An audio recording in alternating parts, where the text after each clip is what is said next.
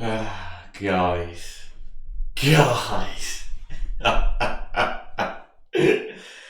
Oh, look at that. That's, what do we call that? Euphoria. Paradise. Another night at St Andrews. That's what we're going to call it. Man, play the game, not the occasion. Chris Davies, you're the man. Tom Brady, you're the man. Tom Wagner, you're the man. And there's 11 more names I could mention that started on that field last night. And more that come on. And the 27,000 Blues fans or whatever it was. Honestly, what a performance.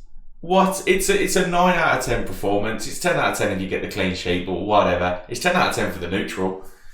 What a great advert for League One. And what a great advert for football, in my opinion. There'll be a lot of people that have a little something to say about that. You can tell my throat's gone. My voice is gone. I don't know if you've seen the video of us singing. You could hear us from Moore Street. A lot of you will have seen that. It's doing the rounds on social media. What a performance. I don't even know where to start. I finished work at 2 o'clock and I was in the pub from 2 till 8. Coming to the ground, I tell you what, guys, what is it? We mention it every week, and I'm going to continue to mention it every week because it's so hard to believe. It's like it doesn't feel. It's surreal. It's a surreal feeling coming up the road and hearing the vibe and feeling the buzz. You look into the fan zone. It's packed. Obviously, yes, the blue carpet was rolled out, and we'll talk about everyone that was there in a minute. But let's just talk about the fans for now. The vibe and the feeling around St Andrews and that stadium is at Knighthead Park. It is unbelievable. Drinking, eating, music, families, lads. You know, it's got everything, and the vibe around there is immaculate, man. And it's, you know, yes, it's scary for opposition fans to come, but it's welcoming to visitors at the same time. It's intimidating for players, but easy to settle for new signings. It's just perfect everywhere, and you know that has been very carefully orchestrated by Tom Wagner, Gary Cook, and Tom Brady and the board and all the backroom staff. It's very meticulously orchestrated, and to see it come to fruition in front of our eyes week in, week out is truly unbelievable.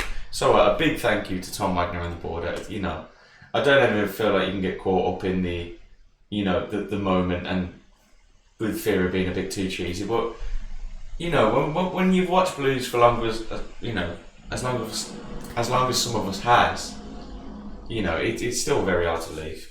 Anyway, now that we've got the sentimental stuff out of the way, brilliant. Got into the ground. You know, yes, Gary Neville was there. Yes, Romeo was there.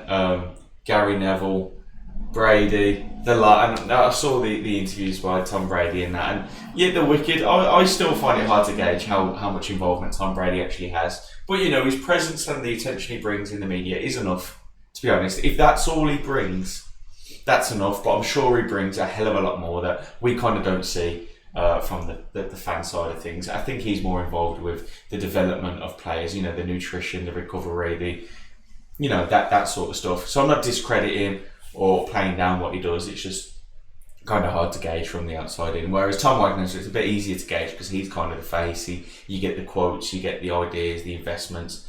You know, it's a bit easier to kind of pick up on what he's doing for the club. But big thank you to that. That must have been a massive night to them. And you know what? To go out and play like that and perform and win like that with so many eyes on you, it's brilliant. It's such a good chance to capitalise on an occasion because there was a very big chance of us getting made fools of last night. We could have been a laughing stock last night, and I think deep down in the back of everyone's head, we knew that. The players would have known it for sure. That it's a hell of a lot of players, hell of a lot of pressure on such a young squad, that is. And he went out there. Chris Davies has obviously made a tight-knit team in there. That is a clan, that they come out, and he says, you know, we're not interested. That's external to us. We worry about the field. You know, what more do you want from a manager? I don't think I've ever questioned anything that he said. If he said anything that I disagree with, I think, I must be wrong then. Because Chris Davies can't be wrong. In Chris Davies we trust. Okay, let's talk about the performance. Look, when that goal happened, I'm not going to lie to you, my heart sunk. And the immediate thought was, this is going to be a very long night for us. this is going to be a very long night. They look, as soon as they got the corner, we it's been well covered what Wrexham are good at. They're a set piece team. They're physical in the box. They're efficient in the box. They don't miss chances, and they've done what they set out to do. Brilliant. They would have been definitely looking at sitting back, getting another one. Everyone's saying that when they scored the goal, they were surprised to see Wrexham sit back. But for me, it kind of made sense. Let's just. Whenever you score, you get that 5 minutes of pressure after the restart from the team trying to get straight back into the game. If you can sustain that pressure and go out and do it again, you can start to run away with the game. So that's probably what their game plan would have been. However, once we got the ball moving around the middle of the park, oh my God. Paik and Sungho Paik and Iwata. Unbelievable them two are. How we've got them, I do not know. They are not League One players. Look, I count my lucky stars every day that they're as. I really, really do. And that's not discrediting anyone else in the team. That's just them two run that midfield. It's frightening. I was quite surprised to see Taylor Gardner hit man at right back, but I get it. He's versatile. But he's clearly, he doesn't look out of place in the role. There's definitely like you'd rather lead. So that's not a bad thing. You'd rather lead, and we're missing Buchanan, we're missing lead, we're missing. I think Chris Davies was right to put in there over Kayla, if I'm honest. I do like Brandon Kayla. He's one of our own, so you love him straight away. But it's a big game. You don't want to risk his confidence in that game. Everyone looked phenomenal. Christian Clara made a few mistakes. My mate texted me. He said, he looked awful. But I think. A lot of the time, he looked brilliant as a centre-back, but going forward, he's on the right mid sometimes. We're asking a lot of him, and I know he's an expensive player, and he's still kind of getting the gist of things, I think. I don't think last night I thought he looked phenomenal. Don't get me wrong, it wasn't his best game, but he looked phenomenal still, for me. Especially in the second half. In the first half, he made a few mistakes. Whatever, that's by the by. When you win, it doesn't matter, because you can say you're learning, and you've won, it doesn't matter. I thought... Let's not gloss over Alfie May. I thought he put in a shift. And as a striker, we know what Alfie May's like. He just wants to score. Yes, he wants to win, but he wants to score. So he would have been frustrated and disappointed at last night in a way. But let's not discredit the shift he put in. He opened up the passing lines. He created the space. He was doing the movement, starting the press. He was the first line of defence at times. So, it's very important to discuss what he done. Hansen, I thought Hansen was brilliant. He's a system player, and he keeps the ball, keeps it moving. It's safe with him. You're not going to lose it, but you very rarely do. He tracks back when he's needed. Cochrane was unbelievable. Then took Cochrane's ball. Oh my God, you couldn't have picked a better pass. If it's an inch higher, it goes over Stansfield head. It's an inch lower, it gets intercepted. Stansfield. Oh my God, Stansfield. Clinical. Him and Alfie May are so clinical. That striker's instinct for him to get back onside. The kind of ball got kind of floated away from the keeper to get onside, come back in, and to have the next deflection. Brilliant. I said 2-2. I wouldn't have sniffed at a draw. Obviously, we all wanted the win. I wouldn't have sniffed at a draw. Brilliant, man.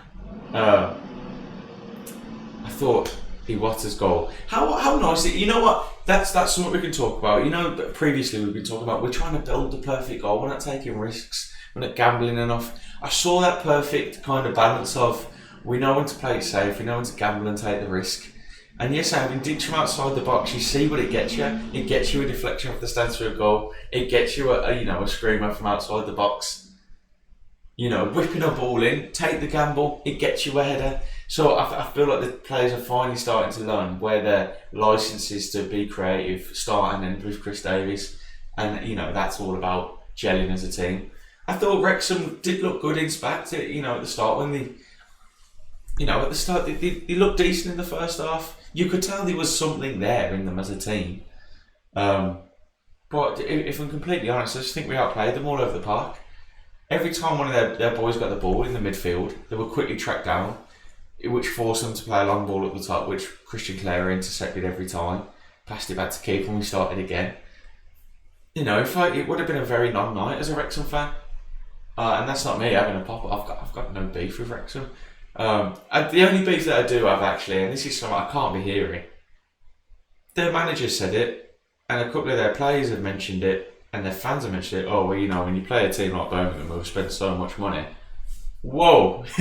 Let's just stop there before we get onto the old pot kettle black situation. Wrexham have been going around for the best part of 3 years slapping teams because of the money they've spent. And yes, I understand we've spent a lot of money. And if it was any other team in League One, I'd perfectly understand where they're coming from. But I'm not having it from Wrexham. I'm not having it from Hollywood FC, Mr. Deadpool. You can stick your Deadpool up your arse. that was a brilliant one. Yeah, I'm not having it from them, that whole money chatter. You can stop that and nip that right in the bud. And everyone's saying, you wait until you come here, we'll have you at, what do they call it, Casra or whatever. I think we're slumping there as well, whatever. I'm joking. But yeah, I'm not having that. I thought their manager watched a different game. I watched his interview and I thought, did we look nervous? We was kicking the ball out of play at times. It's like, what? Did you? I find this thing with League One managers, it's happened a few times this season. It happened at Leyton Orient, it happened at Charlton as well. Well, they have this thing where they come in and then, you know, they're nice and they say positive things and they're like, yeah, it's good, you know, they're a good team, you know, yes, they bought some players, but I think we can go out there. And then they come, like, after the game and they've lost their head. They're like, oh, well, we absolutely dominated them on, you know, 23% possession. We've absolutely dominated them and they've really walked away with a lucky win there. I thought our lads really knocked it about well and we had some good opportunities and I think they were lucky to get them. And you just think, hold on, what's happened? You've lost your head. I thought you was a decent, you know, you're like a decent, well-composed gaffer going into the game. And if they come out and say, yeah, they battered us, fair play, on to the next one. You know, you think fair enough, but they all seem to lose their heads. I don't know, man. I've seen a lot of people saying, you know, if we don't break the League One record, it's a failure. Look, I'm not too concerned with breaking records and making our mark. Win the league. I'm happy with that. Yes, I'd love to break a record, goal scoring. We ain't breaking the clean sheet record, that's for sure. But points and goals, yes, I'd love that, don't get me wrong.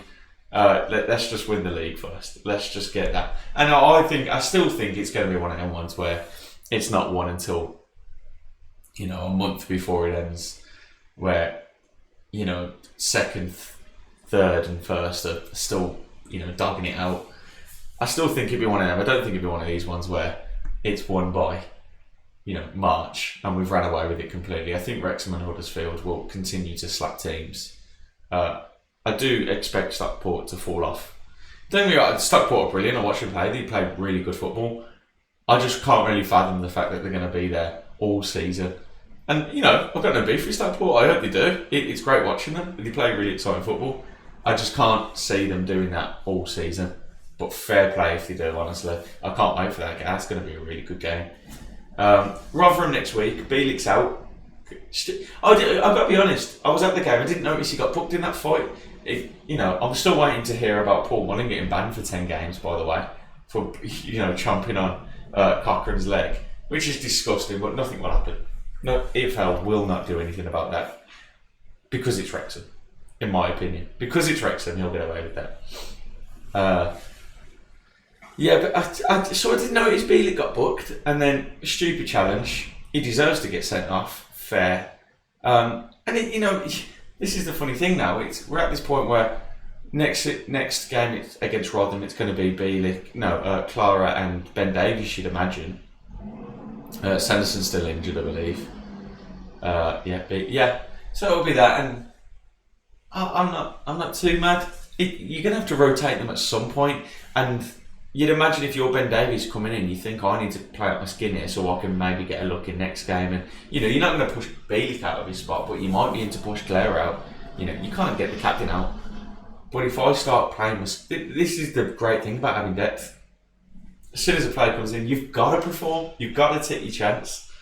So we'll see that. I think we could possibly get a clean sheet against Rotherham. I think that's what Chris Davies will be looking at. I expect us to win. I expect us to win every game we go into this season, if I'm completely honest. The clean sheet would be nice. Rotherham aren't a big goal scoring team. I've got to be honest. No, if you're a Rotherham fan, I can't stand your manager. I hate your manager. What's his name? Chris Evans, is it? Big fat dumpling. Pud. Yeah, I don't like him. I don't mind Rotherham as a team. I just don't like manager. I thought he was. I was going to say I thought you were good last season and you were shocking last season. But I don't mind you as a team. Sorry, I felt like that's two massive backhanded compliments. It's on to the next. I'm trying to think. Everyone kind of got wrapped up in the event last night, including myself. I got wrapped up in it big time. I was just so happy to see the boys come out and not really care about the event and just perform and play 90 minutes of football. Wrexham done well in numbers in terms of the fans. I don't think you were the loudest, but when you're watching your team get dominated like that, no fans really sing through that. Not that I've seen anyway. If you're not in possession and you're losing, fans don't tend to be too happy about it. So I'm not going to judge you too harshly on that, but the numbers, Wrexham can sell out on the way end, man. Jesus Christ, fair play to them. Because it's not the longest trip, to be fair, but cold Monday night, you got to rate it. Look, I feel like I'm waffling, guys. What a game, what a performance, what a week. We go again against Rotherham. Tell me your predictions. What do you think the starting line is going to be? I'd love a 3-0 against Rotherham. I can't lie. Yes, I'm on a high right now saying this. I'd love a 3-0. What do you think the starting lineup's going to be? I wouldn't change it. I think the actually starting lineup that played the other night, bar Laird, obviously. I think Taylor Gardner-Hickman would usually start on the bench. Oh no, I did. I mentioned Sunko, Becc and Iwata, how good they were. The better they perform, the more nervous I get for January. I just think, I hope no big bastards come in and try to take him from us. You can just kind of see it, can't you? I can see the offers being there. The offers have already been there. But I can see them, being eyed up by bigger teams, like Prem teams, mate. Not Prem teams. Maybe Prem teams. Look, I'm waffling again. Guys, take it easy. Keep right on. Up the Blues.